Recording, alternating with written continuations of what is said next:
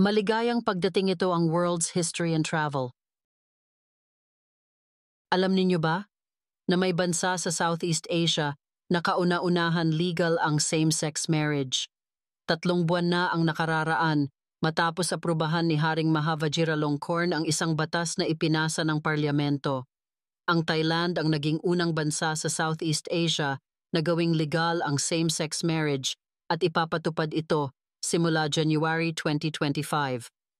Alam ninyo ba na hindi ang Thailand ang kauna-unahang bansa sa Asia na legal ang same-sex marriage?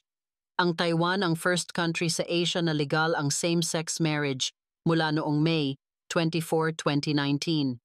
Ang bansang Thailand ang tangi bansa sa Southeast Asia na hindi nakaranas ng pananakop sa mga dayuhan bansa. Ito rin ay kilala sa kakaiba nightlife. Sa isa sa mga lugar dito ang Pattaya at umuunlad nitong komunidad ng mga gay at transgender. Hindi nalalayo ang mukha ng mga Thai people sa mga Pilipino. Kagaya rin ng Pilipinas, kilala rin ang Thailand sa tropical fruit, mayaman din sa likas na yaman, magagandang beach at festival.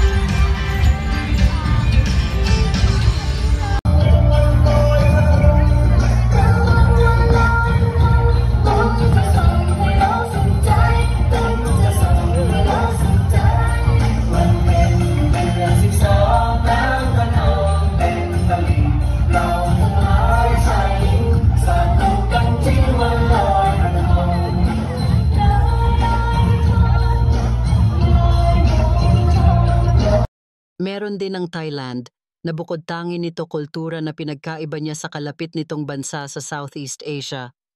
Kung isa kang explorer at gusto matikman ang exotic street foods nila, maranasan ang kakaibang transportation at masubukan ang floating market nito. Ang populasyon ng Thailand ay binubuo ng mga Buddhists na sumasamba kay Buddha at dinadayo ng mga turista, naggagandahang at malalaki nito Buddhism temple at mayaman nitong tradisyon.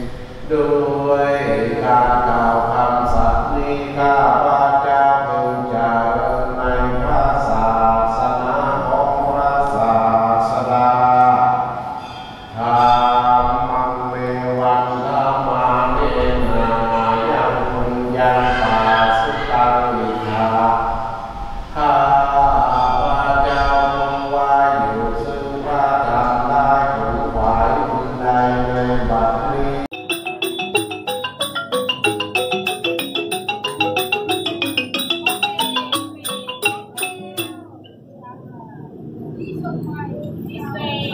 Mas sikat ang Thailand sa kakaiba nito at masarap na Thai massage, mango sticky rice at pinahahalagahan at sagradong hayop kung kanila ituring ang elepante nung sinaunang panahon pa lamang ay katuwang na ng mga ninuno nila sa pagtatanim pagsasaka at pakikipagdigma. Ito ang World's History and Travel na nagsasabing, ang mundo ay puno ng kaalaman at kayamanan na dapat pagkaingatan hanggang sa muli.